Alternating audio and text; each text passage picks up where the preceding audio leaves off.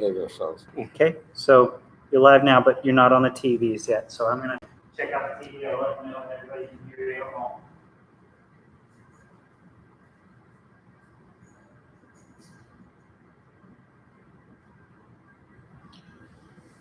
So, Dave, have you met the new Underwoods dog?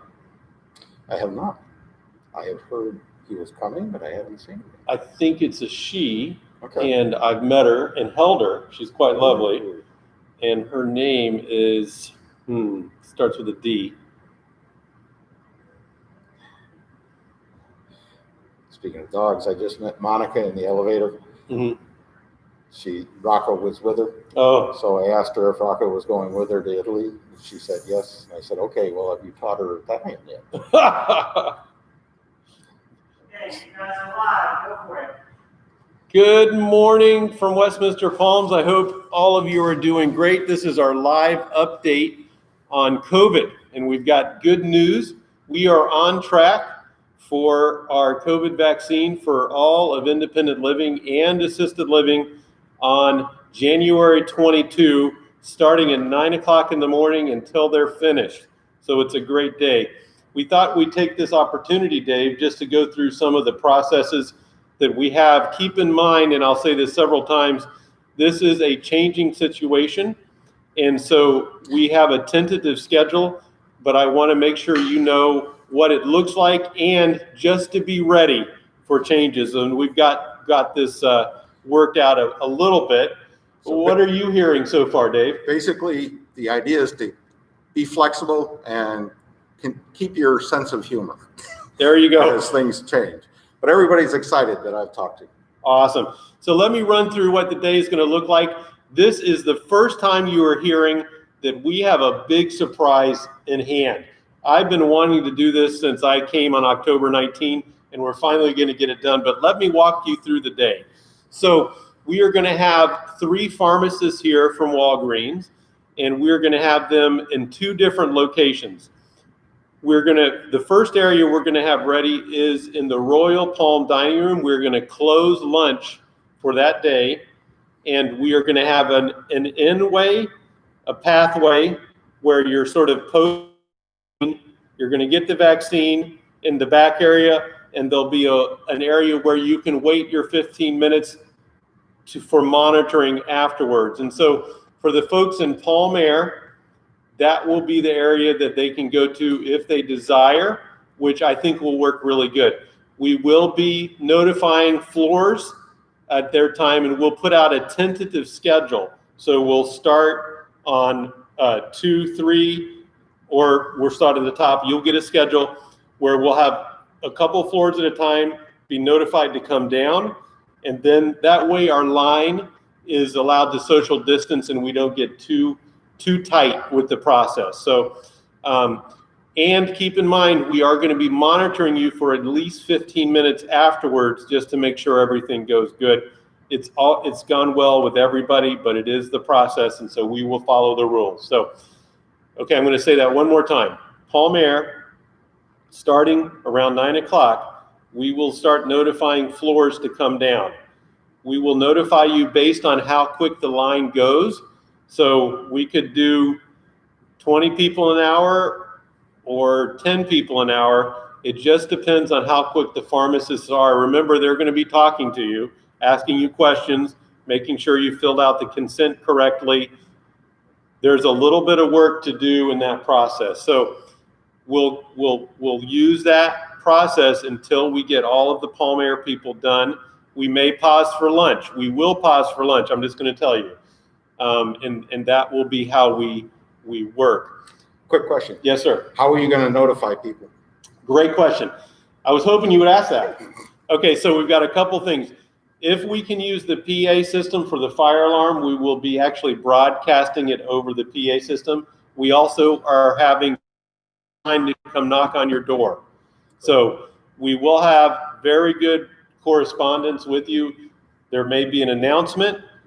We will be using the scroll on channel 732, which will say, it's now time for floors 14, 15, or 13, 14, whatever, to come down. And that will change as for Palm View and Palm Air. So the entire day, 732 will be broadcasting who needs to be down there. That's pretty cool, right? Great. So if you miss that, somebody will be coming to your door to say, did you fall asleep? We need you to come down. So we're going to have fun with it. We're going to have sense of humor. If you fall asleep, it's okay. We're going to come wake you up, and we're going to get everybody through the process. So that's Palm Air. Palm View is going to be similar, except for we're going to use a new multi-purpose room, and we will have set up to do that. Again, it will be social distance. We'll start in the bistro area, will be the holding area, and then we'll have a line that'll come sort of the post or pre, and then once you get the vaccine, you'll be coming through the doors in the air wall, and then you'll be sitting there for 15 minutes while we monitor you. So again, we will be doing announcements. It'll be scrolling on channel 732, and we will be there to knock on your door if we don't find you coming down. So Dave, how does that sound? What question would you have if you were listening at home for me? You know, the only one I was thinking of is how do you communicate? But other than that, I think it sounds pretty straightforward. I think it's going to be fun. Now, are you ready for the surprise? Dave probably knows what I'm going to say. Yes, I've been wanting to do a cookout since the day we got here. We're going to be grilling hamburgers and hot dogs. And so you look for an announcement on the exact times. We're renting chairs and tables out in the parking lot here. We'll have it all designated. We're going to have entertainment. And the goal is that we're going to have a couple hour lunch period, because we don't want everybody coming at one time, where you can come out, we can just have a good cookout. We can sit outside. It's supposed to be in the 60s, and the sun should be nice. Now, for good weather, okay? Because we don't want to set all this up and have bad weather. So we're going to have a cookout at lunch. It's going to be for the entire campus. Remember, we are also vaccinating our staff that day, the rest of our staff. So we have 64 team members that are still yet to get the vaccine. Very exciting. And they will be coming through the multi-purpose room line. So during that day, the line will be two lines. One is we'll have a staff focus. The other one will be resident as soon as all the staff are taken care of, or if we have a pause, because remember, we've got multiple shifts, we'll be filling that in with residents. So I think it's going to be very exciting. Really, really excited about the cookout. And I'm also thinking, just to put it out there, you know how I like to sort of tease it. Oh, yeah. We're going to have the follow-up. So about 20 days later, 3 days later, is the second vaccine. Oh, I'm thinking red carpet. We're doing something special. We've got to do something special. Maybe, you walk down the red carpet, you get a little piece of paper. It's about that big, and it shows that you've been vaccinated. And I'm thinking maybe we get a picture of you and that on the red carpet and celebrate. I don't know. It's just an idea. Tell me what you think. And we haven't put the rest of it around that day, but that is a day we've got to celebrate. It's hard to beat the cookout, though. I don't know. But you know what? If anybody can do it, it's Kenny. Yes, he can. We're putting it all on his able shoulders. Quick technical question. Yeah. We're going to be barbecuing for 2 hours. Yep. I'm assuming you're still going to be vaccinating people for 2 hours during that 2 hour period sometime. We will continue to do some of that, and that's sort of on purpose. It lets us have some different activities. Just so you know, we are canceling most activities for that day because nothing takes priority except for food. So we will be having food and entertainment, to be honest with you. Just have to make sure that if you are scheduled to get a vaccine during that 2 hour period, we have to make sure that you're aware of it. Yeah, and by the way, we'll keep it going. Remember, it's going to be very fluid. Once we get going, we will have an idea of how long it takes. And let me give you a little background on this. The first vaccination we did in the health center, it took over 4 hours to do 50 people. The second vaccination, we did 60 people in an hour and a half. So what we've learned is that these providers, remember, we're not doing it. They get better at what they do. Now, here's the good news. We are not the first campus they did. As a matter of fact, the Manor, Westminster Manor down in Bradenton, has already completed vaccines for the entire campus.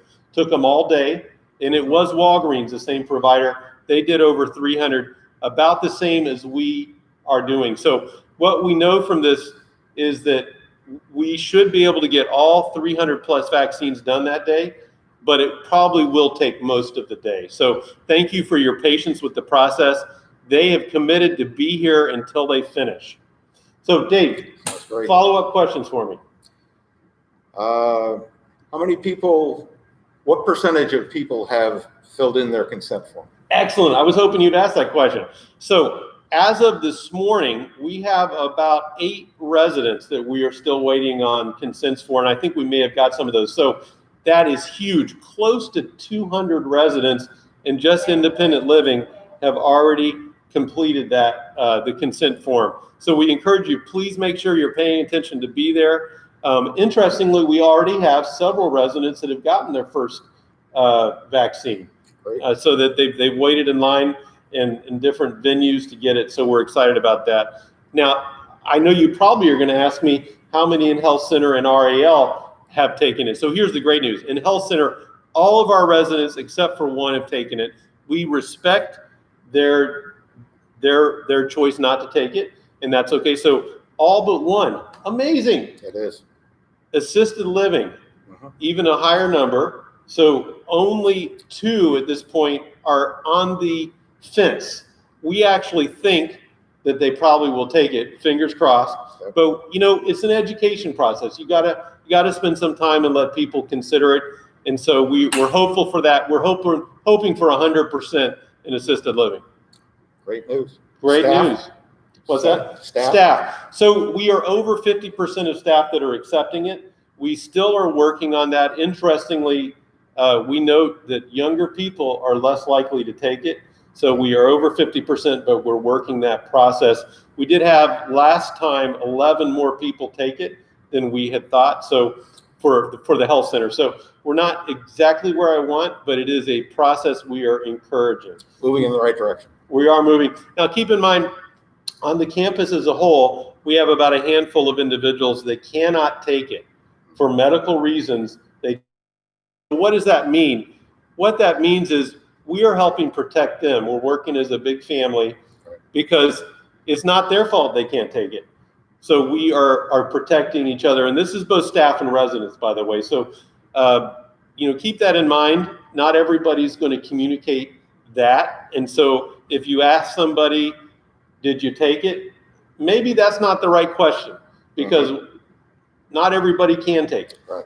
So now, Dave, other questions for me? And I know you've got something to cover. Actually, I was going to segue off of that and talk about the fact that being a good neighbor is something I talked about during the association meeting this past week. Talked about the fact that we're developing a program of floor captains, I think, not sure exactly what we're going to call them, but they're going to be someone on each floor, starting with Palm Air and eventually in Palm View and the other buildings, where we're going to have someone on the floor who is going to be aware of all of the residents on the floor. And I mentioned that they're going to work with the level of living team that is part of the staff here. And I was hoping you could explain to people what that level of staff team is and what they do. Absolutely. Dave, that is so exciting. And this is something I think will really be a blessing for our campus. So every week we have a team in the level of living. And on that team is Kim, our nurse, myself, Erica, health services, will be our AL coordinator, which is starting soon, by the way. Her name is Jackie. And we also have Jill in wellness, and we have Chaplain Stephen. And what we have is a list of folks that we are following. So if you were to fall in your apartment, you would end up on that list, because what we want to do is just to follow up to say, hey, are you doing okay? What services do you need? How can we support you? If you're going through a chronic disease process that you need support, we know about it and we are working to make sure we provide resources. It's done very, very quietly. Those conversations are confidential and never leave that room, but that team is set to support you if something is happening in your life. So let's say that you're feeling a little claustrophobic from COVID. You might end up with someone like Jill or Chaplain Stephen, who literally might come and knock on your door and say, hey, I'm just doing a little checkup to see how you're doing. Or Kim may say to you, hey, are you doing all right? What can we do to support you? But very, very real is the benefit of that. And more importantly, let's say that you are just getting weaker and we're noticing that you possibly need a little therapy. This is the team that would encourage that process. But as being part of here at Westminster, we want you to live well and to be happy. That's our goal. So that's the team that does that. So where does the floor captain fit in there? You know, we don't share that information with the floor captain, but what happens is the floor captain could say, hey, I noticed Dave is limping. Dave, have you checked out? Have you talked to Kim? Right. So, but if it was really serious, they might say to Kim, hey, I noticed Dave is holding his tummy or whatever's going on. And then that might be our cue to try to see if there's any assistance needed. Just so you know, with our team members, we do something called stop and watch. Any team member that notices something about a resident that is abnormal, they fill out a little form and they turn it in, and that goes to level of living, and we try to figure out how do we help. This is so interesting and so positive. Let me give you an example of this. On this campus, we've had a housekeeper go in and notice that a resident was not doing well, literally called the nurse. That resident was having a stroke and didn't even know it.